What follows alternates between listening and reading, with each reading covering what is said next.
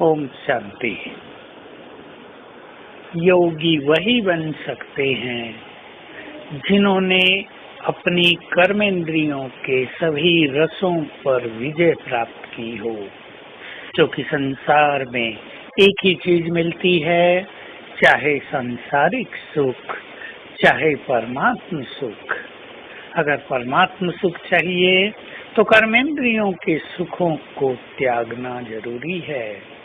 जो जितना बड़ा त्यागी वो उतना ही बड़ा योगी।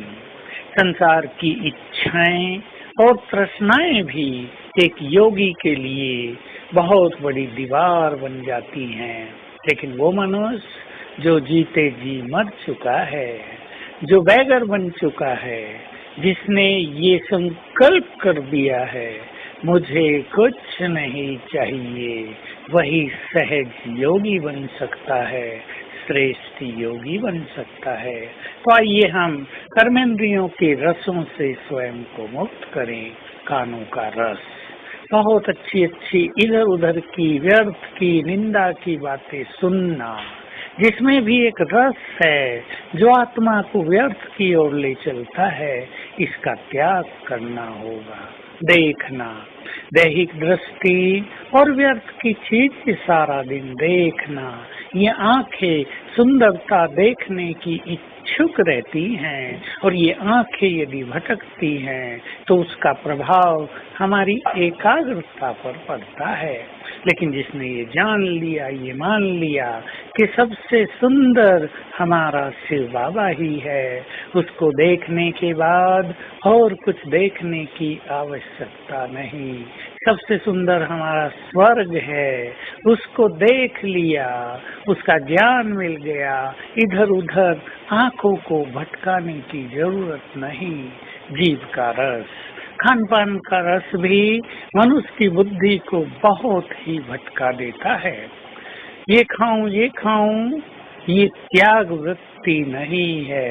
त्याग वृत्ति तो ये है कि भोजन केवल भूख की तृप्ति के लिए हो, बस भूख तृप्त हुई और कुछ इच्छा नहीं। ऐसे ही और भी जो कर्मेंद्रियां हैं उनके अलग अलग रस हैं, उनसे जो योगी स्वयं को मुक्त कर ले वही सच्चा योगी है। लेकिन जो मनुष्य इन कर्मेंद्रियों के रसों के पीछे बह जाए, जिसने इनका स्वाद एक बार चखने के बाद उसको न छोड़ने का संकल्प कर लिया हो, वो योगी नहीं बन सकता।